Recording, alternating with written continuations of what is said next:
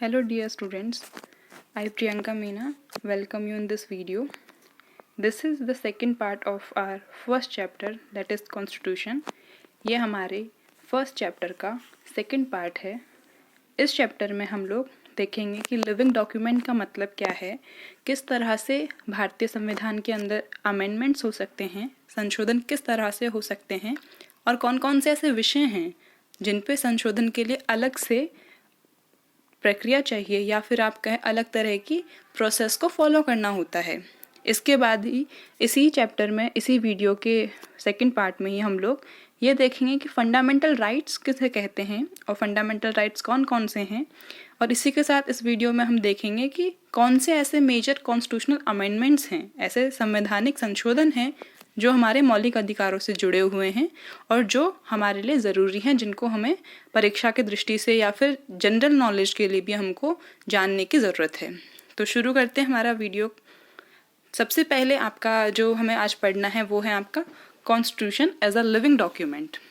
भारतीय संविधान किस तरह से एक जीवन दस्तावेज है, क्योंकि आपके जो CBSE के अकॉर्डिंग सिलेबस दिया हुआ है उसमें आपका फर्स्ट चैप्टर जो है न्यू सिलेबस के अकॉर्डिंग, उसके अंदर आपका बुक के according first chapter, second chapter, 9th और 10th चैप्टर, चारों चैप्टर्स को मर्ज करके फिर एक पूरा आपका चैप्टर फॉर्म किया गया है CBSE के थ्रू. तो इसीलिए हमें उस हिसाब से ही पढ़ना है ताकि हमें चारों चैप्टर्स का जो कंटेंट है उसको भी कवर कर सकें और हम लोगों को नॉलेज भी उस चीज़ के बारे में हो. तो सबसे पहले है आपका constitution as a living document. हमारा जो संविधान है वो जीवन दस्तावेज किस तरह से है, किन कारणों से हम कहते हैं कि हमारा जो दस्तावेज है या फिर हम कहें जो हमारा सर्वोच्च कानून है, संविधान है, वो एक जीवंत है. तो जीवंत का मतलब यहाँ पे सबसे पहले हम अपने हिसाब से समझते हैं. जीवंत का मतलब है जो चीज़ टाइम और समय के अनुसार अपने आप को एडजस्ट कर लेती है. जैसे हम जीवंत हैं, हम लिविंग एनिमल्स हैं या फिर आप कहें लिविंग बींग्स हैं हम लोग, जो हम अपने अकॉर्डिंग, अपनी नीड्स के अकॉर्डिंग हम लोग क्या कर सकते हैं, अपने आप को चेंज कर सकते हैं, हम लोग मॉडिफाई कर सकते हैं, अपने आप को अडॉप्ट कर सकते हैं हम लोग. ऐसे ही हमारे संविधान के बारे में कहा जाता है और ऐसा है भी कि हमारा जो कॉन्स्टिट्यूशन है वो एक लिविंग डॉक्यूमेंट के थ्रू जाना जाता है, एक लिविंग डॉक्यूमेंट के नाम से जाना जाता है, जीवन दस्तावेज के नाम से जाना जाता है. इसका मतलब क्या है? इसका मतलब ये है कि इसके अंदर आप चेंज कर सकते हैं, परिवर्तन कर सकते हैं जब ज़रूरत लगे.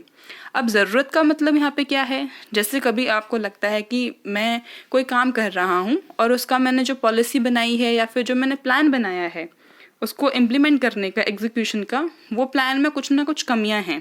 तो उन कमियों में सुधार करने के लिए हम क्या करते हैं, बार बार रिव्यू करते हैं. इसके अलावा साथ में हम ये भी देखते हैं कि इसमें कुछ चीज़ें चेंज हो सकती हैं, फ्लेक्सिबिलिटी हम देखते हैं. हम देखते हैं कि अभी की सिचुएशन के हिसाब से ये सही नहीं है तो मुझे इसमें चेंज करने की ज़रूरत है. अगर मैं 8 घंटे नहीं पढ़ पा रहा हूँ या नहीं पढ़ पा रही हूँ तो मुझे अपने टाइम टेबल में चेंज करने की ज़रूरत पड़ेगी. अगर मेरे एग्ज़ाम्स हैं और मैं चाहता हूँ या चाहती हूँ कि मेरे अच्छे मार्क्स आएँ तो मुझे अच्छी स्ट्रेटजी बनानी होगी और टाइम के अकॉर्डिंग मुझे स्कूल भी जाना है, स्कूल का होमवर्क भी करना है, काम भी करना है, बाकी सब्जेक्ट्स को भी पढ़ना है. तो उसके लिए प्रॉपर एक प्लानिंग करनी है.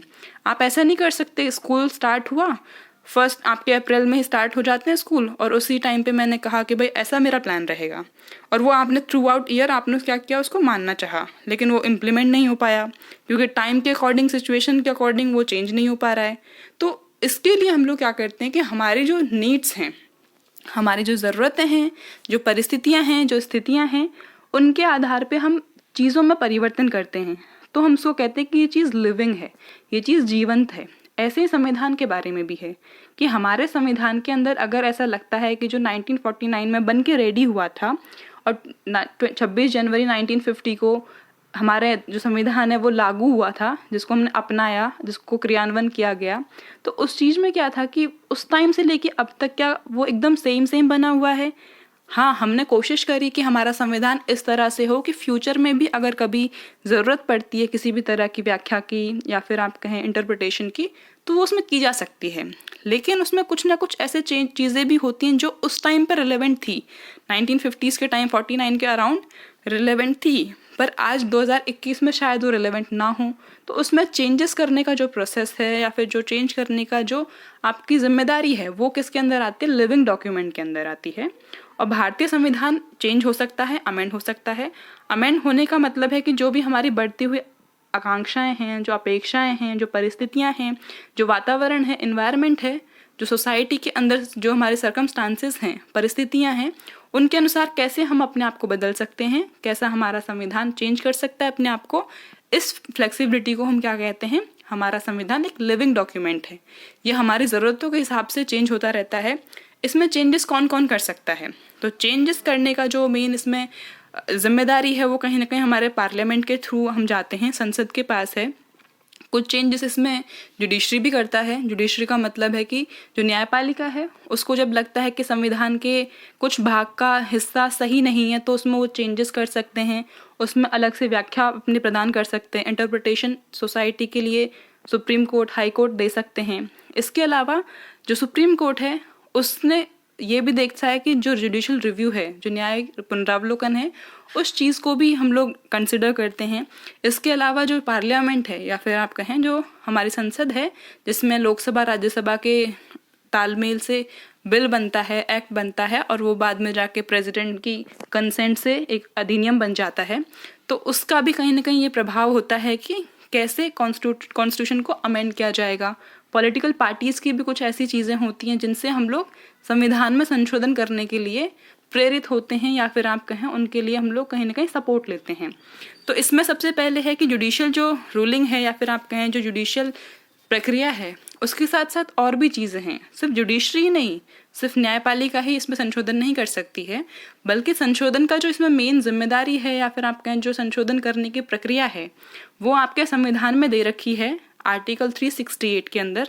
और 368 के अंदर आपको 3 तरह से आप अमेंड कर सकते हैं। मतलब आपके अपने संविधान में कुछ चीज़ें जोड़नी है, कुछ कम करनी है, या फिर आप कहें कुछ चीज़ें जो परिस्थितियों के अनुसार सही नहीं है उनको उस टाइम के लिए हटाना है, या फिर कुछ ऐसी नई चीज़ें आ गई हैं जो उस टाइम पर रिलेवेंट नहीं थी पर आज आ गई हैं और संविधान में उनको जोड़ना ज़रूरी है। तो उनको जोड़ने का जो संशोधन की प्रक्रिया है उसको हम कहते हैं कि हमारा संविधान को हम लिविंग डॉक्यूमेंट बना रहे हैं, उसके अंदर हम अमेंडमेंट कर रहे हैं, हम संशोधन कर रहे हैं। संशोधन की प्रक्रिया आपके आर्टिकल 368 में दे रखी है और संशोधन का जो प्रोसेस है वो अलग तरह से होता है। इसमें आप 3 तरह से पढ़ सकते हो। संविधान के भाग 20 में आपके संविधान संशोधन के बारे में दे रखा है और इसके अलावा संविधान में जो संशोधन की प्रक्रिया है वो संसद किस हिसाब से करेगी वो यहाँ पे आपको दे रखा है स्क्रीन पे। जो 3 तरह से आपकी जो संसद है वो अमेंड कर सकती है, संशोधन कर सकती है। सबसे पहला है कि कोई भी जो ऑर्डिनरी लॉज होते हैं, जो सामान्य नियम कानून होते हैं, उन्हीं के अनुसार संविधान संशोधन किया जा सकता है, जो सिंपल मेजॉरिटी से होता है। अब सिंपल मेजॉरिटी का मतलब यहाँ पे क्या है, जो लोग हैं या फिर आप कहें जो इसे हम एक हाउस में प्रेजेंट करते हैं, कोई भी बिल बनता है तो एक हाउस में सेपरेटली उसको अलग से पास होना ज़रूरी है और दूसरे हाउस में भी अलग से पास होना ज़रूरी है। लेकिन अगर मान लेते सिंपल मेजॉरिटी है, सामान्य बहुमत है, तो सामान्य बहुमत का मतलब होता है जैसे लोकसभा है, अगर हमारा कोई बिल है जो लोकसभा के अंदर पेश हो रखा है और वो अमेंडमेंट करने के लिए है, तो उसका जब पास होगा उसके फेवर में जो वोट्स आएंगे वो वोट्स उतने होने चाहिए जो उस टाइम पे प्रेजेंट मेंबर्स हैं या फिर आप कहें जो उस टाइम पे सदन में उपस्थित लोग हैं और मतदान करने वाले लोगों का बहुमत होना चाहिए। बहुमत का मतलब है 50% से ज़्यादा होना चाहिए। तो अगर 50% से ज़्यादा लोग हैं तो सामान्य नियम से, सामान्य बहुमत से वो पास हो जाएगा। इसके अंदर कौन कौन से ऐसे आर्टिकल्स हैं हम देख सकते हैं। जो हमारा सबसे फर्स्ट हम कहते हैं कि नए राज्यों का प्रवेश करना है, उनका गठन करना है, इम्प्लीमेंटेशन और या फिर आपका एस्टैब्लिशमेंट ऑफ न्यू स्टेट्स, उनकी सीमाएं चेंज करना है, उनके नामों में परिवर्तन करना है, या फिर राज्य की विधान परिषदें बनानी है जिसको हम बोलते हैं काउंसिल ऑफ मिनिस्टर्स। हमारे जहाँ पे विधानसभा होती है उसके साथ साथ में एक काउंसिल भी होती है, लेजिस्लेटिव काउंसिल। तो उसके लिए भी अगर विधान परिषद बनाने की या फिर उसको ख़त्म करने का प्रोसेस लेके आना है तो वो किसके अंदर आएगा, वो आपके सिंपल मेजॉरिटी से हो जाएगा। इसके बाद में फिर सेकंड है जो सिंपल मेजॉरिटी के साथ साथ में इसमें स्पेशल मेजॉरिटी बोलते हैं। सिंपल मेजॉरिटी के साथ में इसमें क्या है कि जो भी हाउस के अंदर जो चीज़ें होंगी आर्टिकल 368 के अंदर, लोकसभा और राज्यसभा के अंदर, वो दोनों के दोनों हाउस में अलग अलग चीज़ें होंगी। यहाँ पे कोई भी जॉइंट सिटिंग नहीं होगी।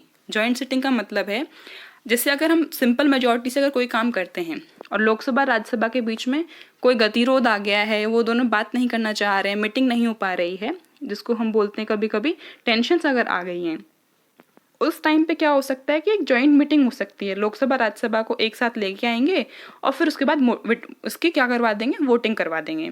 तो उसको हम बोलते हैं कि वो सिंपल जो ऑर्डिनरी लॉज होते हैं उनमें जॉइंट सिटिंग हो सकता है। बट आर्टिकल 368 के तहत जो है, जिसमें स्पेशल मेजॉरिटी चाहिए, उनमें कोई जॉइंट सिटिंग नहीं हो सकती है। मतलब संयुक्त अधिवेशन नहीं हो सकता है। संयुक्त अधिवेशन का मतलब है लोकसभा और राज्यसभा दोनों साथ बैठ के उस पर डिस्कशन नहीं कर सकती हैं और वोट नहीं हो सकता है। स्पेशल मेजॉरिटी का मतलब है यहाँ पे अलग अलग दोनों हाउस से, दोनों सदनों से पास करवाने की ज़रूरत पड़ेगी। और स्पेशल मेजॉरिटी का मतलब यहाँ पर है कि जो आपकी फर्स्ट है सिंपल मेजॉरिटी प्लस एक और चीज़ इसके अंदर है। सिंपल मेजॉरिटी का मतलब क्या है, यहाँ पे जो सदन में उपस्थित हैं और जो वोट कर रहे हैं उनका बहुमत, मतलब 50% से बहुमत होना चाहिए, जो ज़्यादा उसको वोट करेगा वो जीत जाएंगे। इसके अलावा स्पेशल मेजॉरिटी में एक और चीज़ शामिल होती है, एक और चीज़ ऐड करते हैं। वो क्या करते हैं हम लोग कि जो हाउस है, जो सदन है, उन सदनों की भी 50% सदस्य को उसके बारे में हाँ कहना चाहिए। मतलब यहाँ पे दो डिफरेंस हैं। अगर मान लेते हैं कि 545 हमारे मेंबर्स हैं लोकसभा के अंदर, सपोज करते हैं, और 545 का भी अगर हम लोग को 50% से ज़्यादा हम लोग को लेना पड़ेगा, और अगर मान लो जब वोटिंग हो रही है उस पर बात चल रही है, तो उस टाइम पे कितने मेंबर्स आए, उस टाइम पे मेंबर्स आए कितने, 300 मेंबर्स आए मान लेते हैं, और 300 मेंबर्स उस टाइम पे प्रेजेंट भी हैं और वो वोट कर रहे हैं, तो उनका भी 2/3 हमारे पास होना चाहिए। 2/3 का मतलब है कि उसमें 200 लोग उस चीज़ के बारे में फेवर में बोलेंगे, तो हम कहेंगे कि हाँ ये स्पेशल मेजॉरिटी से होने वाला संविधान संशोधन है जो आर्टिकल 368 के तहत दिया गया है। इसके साथ ही तीसरा तरीका भी होता है। इसके अंदर आप देख सकते हैं सेकंड वाले में कौन कौन से ऐसे प्रोविजंस हैं या फिर आप कहें ऐसे कौन कौन से प्रावधान हैं जिनके अंदर ये चेंज हो सकते हैं, जिसमें अगर आपके मौलिक अधिकारों में कुछ चेंज करना है, क्योंकि बहुत सारे मौलिक अधिकारों के भी देखेंगे हम लोग, 86 कॉन्स्टिट्यूशनल अमेंडमेंट है, 44 कॉन्स्टिट्यूशनल अमेंडमेंट है, वो सब हम इसी के अंदर देखने वाले हैं। इसके अलावा अगर कोई DPSPs में चेंज करना है, directive principle of state policies में चेंज करना है, तो वो सेकंड तरीके से हो सकता है। इसके बाद देखते हैं थर्ड तरीका किस तरह से है संविधान में संशोधन करने का। संविधान में संशोधन का इसका मतलब है जो सेकंड वाला जो स्पेशल मेजॉरिटी था, जो विशेष बहुमत था, उसके साथ में आधे राज्यों की भी हम लोग को सहमति चाहिए। अब मान लेते कोई ऐसा मैटर है, ऐसा संविधान संशोधन करना चाहती है संसद जो पूरे देश की एक तरह से रूपरेखा को चेंज कर दे, या फिर आप कहें जो संघीय ढांचे को चेंज कर दे, फेडरल सिस्टम को चेंज कर रहा हो, तो उसमें ज़रूरत है कि स्पेशल मेजॉरिटी हो प्लस आधी जो लेजिस्लेचर्स हैं, जो आधी विधानसभाएं हैं, उन सबकी सहमति ज़रूरी होगी। ये तीसरे तरीके के स्पेशल मेजॉरिटी से होने वाले संविधान संशोधन के अंदर शामिल किया जाता है। इसके अंदर हम कौन कौन से एग्जाम्पल्स ले सकते हैं? इसके अंदर हम एग्जाम्पल ले सकते हैं जैसे राष्ट्रपति का निर्वाचन करने की प्रक्रिया है, किस तरह से होगा, इसके कौन कौन से मेंबर्स होंगे, कौन इनको इलेक्ट करेंगे, उस प्रोसेस को अगर चेंज किया जाता है तो कहीं ना कहीं संघीय ढांचे को खराब करने वाली चीज़ है, जिसमें हमें स्पेशल मेजॉरिटी के साथ, विशेष बहुमत के साथ में आधे राज्यों की विधानसभाओं से भी सहमति लेनी होगी। इसके साथ में अगर हमें देखना है तो उच्च न्यायालय और उच्चतम न्यायालय के अंदर कुछ परिवर्तन करना है, तब भी हम लोगों को ऐसा ही करना पड़ेगा।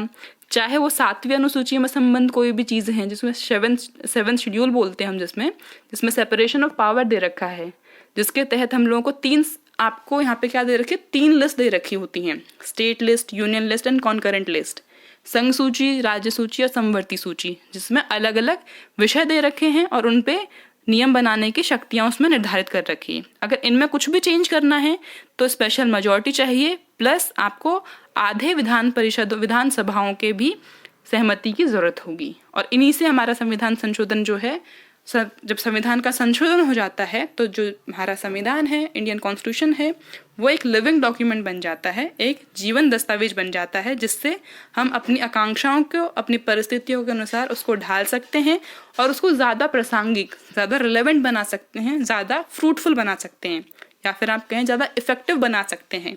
क्योंकि हमसे पहले जितने भी कंट्रीज़ रहे हैं उनमें बहुत बार ऐसा हुआ है, छोटे छोटे कंट्रीज़ हैं, छोटी मतलब बहुत कम पॉपुलेशन है, तब भी वहाँ पे क्या हो रहा है, अलग अलग टाइम पे कॉन्स्टिट्यूशन बन रहा है। जिसका हम एग्जांपल नेपाल में ले सकते हैं, वहाँ पे इतने टाइम में कम से कम 2-3 बार वहाँ पे कॉन्स्टिट्यूशन चेंज हो चुका है। जबकि इंडिया में देखिए लगभग 75 ईयर्स होने वाले हैं हम लोगों को, 70 ईयर्स हो चुके हैं, उसमें भी हम लोगों का जो कॉन्स्टिट्यूशन है वो एकदम सही तरह से काम कर रहा है और चीज़ें उसमें बिल्कुल चेंज नहीं हो रही हैं। तो ये चीज़ दिखाता है कि हमारा कॉन्स्टिट्यूशन लिविंग डॉक्यूमेंट है, इसीलिए वो इतने टाइम तक चलता रहा है। इसके आगे हम फिर बढ़ते हैं the philosophy of Indian constitution. यह आपके चैप्टर में, आपकी बुक जो है उसके अंदर दे रखा है। 9 चैप्टर 10 चैप्टर में भी इसके कुछ पोर्शन दे रखे हैं। इसमें भी हम लोगों को पढ़ना ज़रूरी है, क्योंकि अभी हमने पढ़ा लिविंग डॉक्यूमेंट कैसे है, ऐसे हम लोगों को ये भी जानने की ज़रूरत है कि हमारे संविधान की फिलॉसफी क्या है। तो फिलॉसफी क्या है, इसका मतलब क्या है, संविधान का जो दार्शनिक पहलू है, राजनीतिक दार्शनिक पहलू जो है वो क्या है। इसका मतलब है ऐसे कुछ वैल्यूज़, कुछ ऐसे गाइडिंग प्रिंसिपल्स हैं, ऐसे कुछ सिद्धांत हैं जिनके बेस पे या फिर आप कहें जिनके आधार मान के हमारा संविधान बन के तैयार हुआ है। अब बन के तैयार होने का मतलब है कुछ ऐसे हमारी कुछ ना कुछ ऐसी चीज़ें रही होंगी जिनको हमने चाहा होगा कि ये गोल्स हमें अचीव होने चाहिए। जब 1946 में फर्स्ट मीटिंग हुई थी और 8 मेजर जो हमारी कमिटीज़ बनाई गई थी, उन सब कमिटीज़ ने सोचा कि भाई ये चीज़ हमारे लिए इम्पॉर्टेंट है, ये हमारा बेस होना चाहिए, इस चीज़ से हमारा संविधान आगे बढ़ना चाहिए। उन सब चीज़ों को इसमें शामिल किया गया, जिसमें है political philosophy of Indian constitution के अंदर बहुत सारे ऐसे की पॉइंट्स आप ध्यान कर सकते हो, याद रख सकते हो, जिसमें इंडिविजुअल फ्रीडम है। मतलब कि अभी हम इसमें आगे वाले पोर्शन में भी पढ़ेंगे, जिसमें आपके फंडामेंटल राइट्स हैं, आपको एक व्यक्ति के तौर पे कुछ स्वतंत्रताएं दे रखी हैं। इसके अलावा सोशल जस्टिस है, सामाजिक न्याय। सामाजिक न्याय का मतलब है कि सभी जो समाज में तबके हैं, सभी वर्ग हैं, उन सबको इक्वल ट्रीटमेंट किया जाए। वो किस तरह से हो सकता है वो चीज़ भी हम अभी देखेंगे। नेक्स्ट उसके बाद में है respect for diversity of and minority rights. इसका मतलब है कि हमारा भारत जो इतना विविधतापूर्ण देश है, डाइवर्सिटी के साथ में रहता है, बहुत सारी भाषाएं हैं, धर्म हैं, लिंग, या फिर आप कहें जो हमारी भाषा के साथ साथ धर्म है, खान पान है, या फिर हमारी जो वेशभूषाएं हैं, जो हमारा पहनावा है, उन सब की वजह से जो चीज़ें चेंज हो रही हैं, जो बहुत ज़्यादा डाइवर्सिटी है, जो विविधता है, उस विविधता के साथ साथ में जो माइनॉरिटी लोग हैं, क्योंकि हमारे यहाँ पे धर्म के आधार पे भी हमारे यहाँ माइनॉरिटीज़ हैं, अल्पसंख्यक हैं। इसके अलावा हमारे जो शैक्षणिक आधार पे भी कुछ माइनॉरिटीज़ को राइट्स दे रखे हैं, जो भाषा और धर्म के आधार पर है, वो माइनॉरिटीज़ हैं हमारे यहाँ पे, तो वो चीज़ उनके भी राइट्स दे रखे हैं। फिर उसके बाद है सेक्युलरिज्म, जिसको हम धर्मनिरपेक्षता कहते हैं। इसका मतलब है कि जो स्टेट है, क्योंकि धर्मनिरपेक्षता का भी 2 आप पहलू समझ सकते हैं, एक वेस्टर्न कंट्रीज़ का और एक इंडियन पर्सपेक्टिव से आप समझ सकते हैं। वेस्टर्न कंट्रीज में क्या होता है, पश्चिमी देशों में, कि वहाँ पे जो राज्य है, जो स्टेट है, जो सरकार है, वो धर्म के मामले में कोई इंटरफेरेंस नहीं करेगी, कुछ नहीं कहेगी। वो एकदम दोनों अलग अलग सेपरेट रीजन में रहते हैं, एक अलग धर्म अलग है, सरकार अलग है। लेकिन इंडिया में ऐसा नहीं है।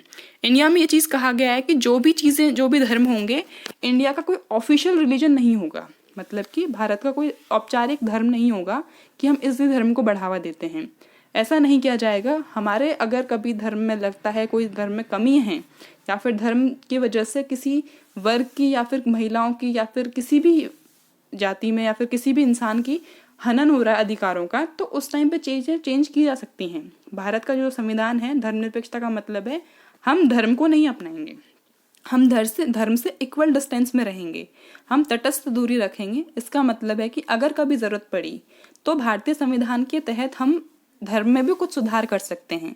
सुधार करने का मतलब है कुछ ऐसी चीज़ें कर सकते हैं जिनसे हमें लगे कि जो ज़रूरी नहीं है, जो एक तरह नेसेसरी पार्ट नहीं है किसी भी रिलीजन का, उसमें हम रिफॉर्म्स कर सकते हैं, सुधार कर सकते हैं।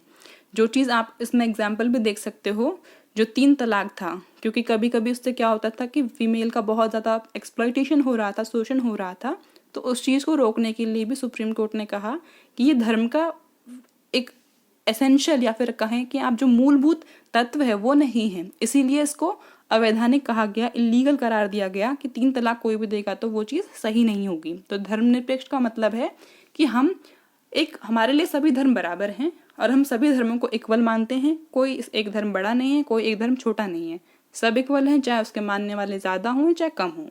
यह धर्मनिरपेक्षता है। उसके बाद है यूनिवर्सल फ्रेंचाइज, जिसको हम बोलते हैं सार्वभौमिक वयस्क मताधिकार। इसका अर्थ है कि हमारे देश में, भारत में जो 18+ हैं, जो 18 साल से ऊपर के लोग हैं, वो सब लोग वोट दे सकते हैं, उनके पास राइट टू वोट है। और उसके बाद में वोट का मतलब है कि भाई आप चाहे किसी भी धर्म के हो, जाति के हो, कोई भी गरीब हो, अमीर हो, कोई भाषा बोलता हो, अगर आप 18+ हैं तो आप अपनी वोटर लिस्ट में अपना नाम ऐड करवा सकते हैं और इसी के साथ में आप क्या कर सकते हैं, वोट दे सकते हैं। इसके बाद में है फेडरलिज्म, जिसको हम संघीय सरकार कहते हैं, संघवाद, जिसका मतलब है कि एक केंद्र स्तर पे अलग सरकार होगी और एक राज्य स्तर पे अलग सरकार होंगी और उनके पास शक्तियों का विभाजन होगा, सेपरेशन ऑफ पावर होगा जो संविधान के तहत होगा, और दोनों सरकारों के बीच में क्या होगा, समन्वय भी किया जाएगा, कोऑपरेशन भी होगा, कोऑपरेटिव फेडरलिज्म को भी हम फॉलो करेंगे, जिसके लिए नीति आयोग भी बनाया गया है। नीति आयोग में ये कहा गया है कि दोनों स्टेट और यूनियन गवर्नमेंट, उनके बीच में एक तरह से क्या हो, फ्रेंडशिप हो, दोनों के बीच में सहयोग बढ़े, कोऑपरेटिव चीज़ें आगे बढ़े, इसीलिए नीति आयोग को भी फॉर्मुलेट किया गया है। फिर है नेशनल आइडेंटिटी। इसका मतलब है कि हम चाहते थे कि हमें सबको एक नागरिकता मिले, भारतीय नागरिकता मिले, और भारतीय नागरिकता का मतलब है कि जो हमारी राष्ट्रीय पहचान है, क्योंकि अगर हम कहीं के भी माने जाएंगे, अगर हम कहीं बाहर जाएंगे तो हमारी नेशनलिटी से हमें जाना जाएगा, हमारी नेशनल आइडेंटिटी क्या है, मैं सिटीजनशिप कहाँ की लेके रखी हूँ, कहाँ की नागरिक हूँ, ये चीज़ डिसाइड करेगा कि मेरी नेशनल यूनिटी क्या है या फिर मेरी आइडेंटिटी क्या है। तो उस चीज़ के लिए भी ज़रूरी है कि हमारा संविधान में ये चीज़ हम लोग देखें। इसके अलावा फिर हम पढ़ते हैं हमारे फंडामेंटल राइट्स के बारे में, देखते हैं फंडामेंटल राइट्स कौन कौन से फंडामेंटल राइट्स हैं। हमारे मौलिक अधिकार, इसका मतलब क्या है पहले वो देख लेते हैं। इसके अलावा ये भी है कि जो हमारे मौलिक अधिकार हैं वो हमारे आर्टिकल 12 से लेके 35 तक दे रखे हैं और भाग 3 के अंदर हैं। इसके अलावा कुछ ऐसे आर्टिकल्स हैं जो हमने बहुत इंपॉर्टेंट माना है, तो वो चीज़ के बारे में हम देखेंगे। इसके अलावा हमने ये कहाँ से बोरो किया है या फिर आप कहें कहाँ से अडॉप्ट किया है ये कॉन्सेप्ट, वो हमने अमेरिका से अडॉप्ट किया है, यूनाइटेड स्टेट्स ऑफ अमेरिका से। और हमारे शुरुआत में कितने फंडामेंटल राइट्स थे, शुरुआत में हमारे 7 फंडामेंटल राइट्स थे, 7 फंडामेंटल राइट्स थे। बाद में उस चीज़ में चेंज किए गए 44th कॉन्स्टिट्यूशनल अमेंडमेंट से, और उसमें चेंज करने के बाद से 6 हमारे फंडामेंटल राइट्स रह गए हैं। उनके बारे में हम थोड़ा डिटेल में पढ़ते हैं। इसके साथ में एक और चीज़ आपको बताना है कि जो आपके फंडामेंटल राइट्स हैं वो नॉन जस्टिशिएबल नहीं हैं। जस्टिशिएबल है मतलब वाद योग्य हैं। इसका मतलब है कि अगर कोई आपके मौलिक अधिकारों का हनन होता है, उल्लंघन होता है, तो आप अपने सुप्रीम कोर्ट जा सकते हैं सीधे, ताकि आप अपने काम कर सकें, अपने फंडामेंटल राइट्स को प्रोटेक्ट कर सकें।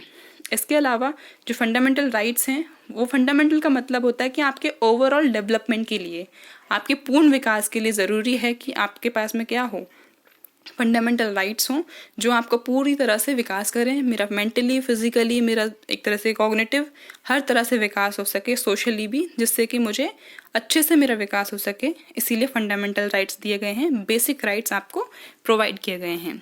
इनके बारे में हम देख लेते हैं। आपके सबसे पहले जो है राइट टू इक्वालिटी, जिसमें मैं बता देती हूँ आपको कौन कौन से राइट्स हैं। फर्स्ट आपका है right to equality, article 14 to 18। Second है right to freedom of expression, जिसमें हम अभिव्यक्ति की स्वतंत्रता कहते हैं, आर्टिकल 19 to 22। फिर थर्ड आपका है राइट अगेंस्ट एक्सप्लॉयटेशन, जो आर्टिकल 23 और 24 को कहता है। फिर है right to freedom of religion, जिसको हम कहते हैं धार्मिक अधिकार या फिर धार्मिक संबंधी जो अधिकार हैं वो आपको दे रखे हैं आपके आर्टिकल 25 to 28 के अंदर। फिर है कल्चरल एंड एजुकेशनल राइट्स, ये कहीं ना कहीं कुछ माइनॉरिटीज़ को दे रखे हैं, जो आर्टिकल 29 और 30 में दे रखे हैं। आपका 44th कॉन्स्टिट्यूशन अमेंडमेंट से पहले एक और अधिकार हुआ करता था, मौलिक अधिकार, जो आर्टिकल 31 में था, लेकिन उसको हटा दिया गया और उसके बारे में अभी देखेंगे हम क्यों। फिर एक आपका आता है 6 नंबर का, जो अभी फिलहाल है राइट टू कॉन्स्टिट्यूशनल रेमेडीज, संवैधानिक उपचार का अधिकार, वो आर्टिकल 32 के तहत आपको दे रखा है।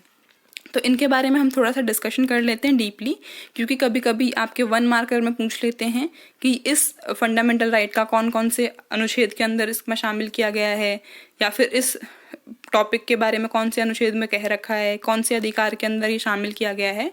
तो हम पढ़ लेते हैं वो चीज़ें।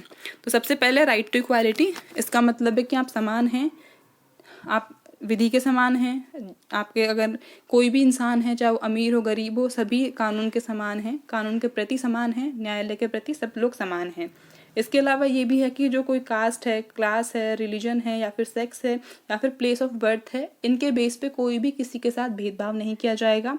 नहीं, इसके साथ में जो होटल हैं, जो पब्लिक प्लेसेस हैं, चाहे वो होटल्स हों, चाहे पॉन्ड्स हो, टैंक्स हो, बाथिंग घाट्स हो, रोड्स हो, इन पे कोई किसी को मना नहीं कर सकता है। ऐसे ही फिर है राइट टू जो अपॉर्चुनिटी है, right of opportunity, equality of opportunity. अवसर की समानता है वो आर्टिकल 16 में आपको दे रखा है, किसी भी सरकारी नौकरी में आप अप्लाई कर सकते हैं। इसके अलावा 17th है अबॉलिशन ऑफ अनटचेबिलिटी, इसको हम कहते हैं अस्पृश्यता का उन्मूलन, जिसमें मतलब है कि कोई किसी को साथ छुआछूत का प्रैक्टिस नहीं करेगा। छुआछूत के मतलब है कि भाई मैं आप मुझे मत छुओ, आपके छूने से धर्म भ्रष्ट हो जाएगा, वो चीज़ कोई करता है तो अवैधानिक होगा। इसके अलावा फिर है 18 अबॉलिशन ऑफ टाइटल्स, जिसको हम बोलते हैं उपाधियों का अंत, ये आर्टिकल 18 में दे रखा है, जिसका मतलब है कि कोई भी जैसे राय बहादुर है, वीर वीर वीर करके ऐसे हम जो करते थे ना, श्री श्री श्री, तो वो सब चीज़ें क्या हैं, वो एक टाइटल होते थे, उपाधियाँ होती थी जो आज नहीं दी जा सकती हैं, नहीं दी जाती हैं। वो इसीलिए क्योंकि ये कहीं ना कहीं इनइक्वालिटी को बढ़ावा देता है और किसी को कोई विशेषाधिकार नहीं है, किसी को स्पेशल राइट नहीं है, प्रिविलेजेस नहीं है, इसीलिए इसको हटा दिया गया है। लेकिन अगर आप एजुकेशन फील्ड में देखेंगे और मिलिट्री फील्ड में देखेंगे तो वो चीज़ वहाँ पे अलाउ नहीं है। आप अगर कोई PhD करके बैठा है इंसान तो वो डॉक्टर लगा सकता है, मेडिकल फील्ड में अगर डॉक्टर लगा रहे हैं तो वो उपाधि नहीं है, वो उनकी डिग्री है। ऐसे ही अगर मिलिट्री फॉर्म आप देखोगे तो कर्नल है या फिर लेफ्टिनेंट है तो वो उस चीज़ का यूज़ कर सकते हैं, उनको इसमें एक्सेप्शन दे रखा है क्योंकि वो टाइटल नहीं है, वो उनका एक तरह से उनकी अचीवमेंट है। इसके बाद में फिर सेकेंड राइट है राइट टू फ्रीडम, जिसके अंदर आपको कुछ 6 फ्रीडम्स दे रखी हैं और उसके साथ साथ में आपके ऊपर कुछ रीजनेबल रेस्ट्रिक्शंस भी लगा रखे हैं, क्योंकि आपके जो फंडामेंटल राइट्स हैं उन पे कुछ ना कुछ लिमिटेशंस होती हैं। तो राइट टू फ्रीडम में अंदर कौन कौन से आते हैं, आर्टिकल 19 to 22 इसके अंदर आते हैं, जिसमें आप कहीं भी आ जा सकते हो, संघ बना सकते हो, प्रचार कर सकते हो, अपने विचार को अभिव्यक्त कर सकते हो। इसके अलावा आप कोई भी ऑक्यूपेशन अपना सकते हैं। इसी के साथ में ये भी है कि कोई इंसान को अगर कन्विक्ट किया गया है, उसको गिरफ्तार किया गया है, तो उससे संबंधित कौन कौन से अधिकार होंगे वो इसी के अंदर दे रखे हैं। इसके अलावा राइट टू लाइफ, जिसको हम बोलते हैं बहुत इंपॉर्टेंट है आपका, right to life and personal liberty, जो आर्टिकल 21 में आता है, जीवन का अधिकार, किसी से भी बिना विधि के प्रारूप के किसी से इसका जीवन नहीं छीना जाएगा, ये आर्टिकल 21 बोलता है।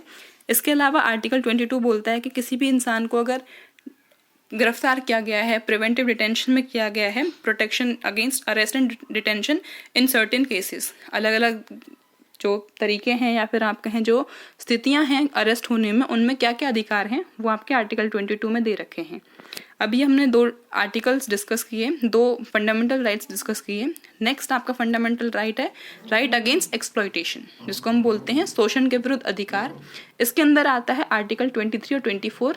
आर्टिकल 23 कहता है कि जो ह्यूमन बीइंग्स हैं उनके साथ में फोर्स्ड लेबर नहीं होगा, ना उनकी ट्रैफिकिंग की जाएगी, मतलब उनको बेचा नहीं जाएगा, बेगार नहीं करवाया जाएगा, और उनके साथ में क्या नहीं होगा, ज़बरदस्ती उनसे काम नहीं करवाया जाएगा आर्टिकल 23 के तहत।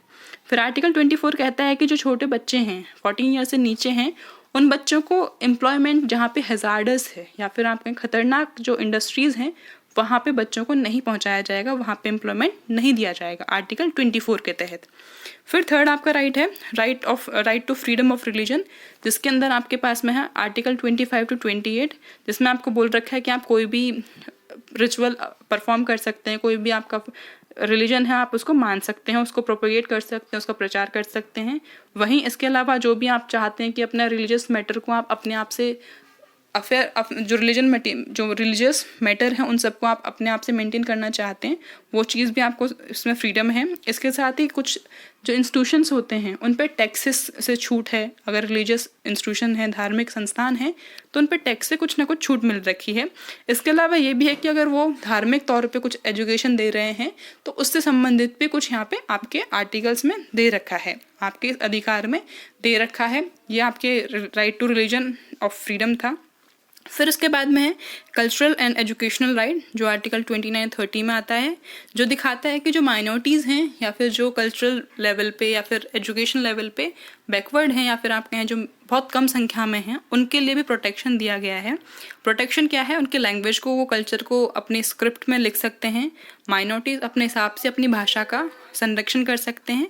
इसके अलावा कुछ ऐसे इंस्टीट्यूशंस को भी वो बिल्ड कर सकते हैं, बना सकते हैं, एजुकेशन दे सकते हैं, उसमें भी सरकार उनको प्रोटेक्शन देगी। ये आपके आर्टिकल 29 और 30 है। इसके अलावा एक हो रहा है राइट टू कॉन्स्टिट्यूशनल रेमेडीज़, जिसको हम बोलते हैं संवैधानिक उपचार का अधिकार, जो आर्टिकल 32 के तहत दे रखा है आपको। इसके अंदर है कि आपको जो भी आपके राइट हैं, आपके राइट पे वायलेशन होने पे आप डायरेक्टली सुप्रीम कोर्ट जा सकते हैं आर्टिकल 32 के तहत। इसके लिए जो आपकी सुप्रीम कोर्ट है वो कुछ ऐसे रिट्स जारी करती है, कुछ ऑर्डर्स जारी करती है, जिसमें आप जानते हैं कि हैबियस कॉर्पस, जिसको हम बोलते हैं बंदी प्रत्यक्षीकरण, मैंडेमस है, सर्जरी है, क्यू वारंटो है, प्रोहिबिशन है, ये सब कौन कौन से अधिकार जो सुप्रीम कोर्ट है या फिर हाई कोर्ट है वो जारी करती हैं। आर्टिकल 32 के तहत आप क्या कर सकते हैं, डायरेक्ट आप जा सकते हो ऑर्डर को, रिट को जारी करवाने के लिए, अपने राइट्स को इन्फोर्स करवाने के लिए। अगर कोई लागू नहीं करता है आपके अधिकारों को तो आर्टिकल 32 के तहत आपको ये अधिकार प्राप्त है कि आप अपने अधिकारों का क्या कर सकते हैं, इम्प्लीमेंटेशन करवा सकते हैं। और डॉक्टर BR अम्बेडकर ने इसी कॉन्स्टिट्यूशनल राइट को या फिर कहें इसी आर्टिकल को, आर्टिकल 32 को soul and heart of Indian constitution कहा था। मतलब कि भारतीय संविधान की हृदय और आत्मा किस अनुच्छेद को कहा गया था, आर्टिकल 32 के तहत। वो क्योंकि ये हमारे संविधान को प्रिजर्व कर रहा था, ये हमारे संविधान के साथ साथ हमारे अधिकारों का भी क्या कर रहा था, संरक्षण कर रहा था, इसीलिए सबसे इम्पोर्टेंट कहा गया। ये अभी हमने आपके फंडामेंटल राइट्स देखे। अब ऐसे कुछ फंडामेंटल राइट्स या फिर आप कहें कॉन्स्टिट्यूशनल अमेंडमेंट्स हम देख लेते हैं जो इम्पॉर्टेंट हैं लेकिन वो फंडामेंटल राइट से जुड़े हुए हैं। तो सबसे पहले उसमें आपका आता है राइट टू एजुकेशन, जिसको RTE बोलते हैं।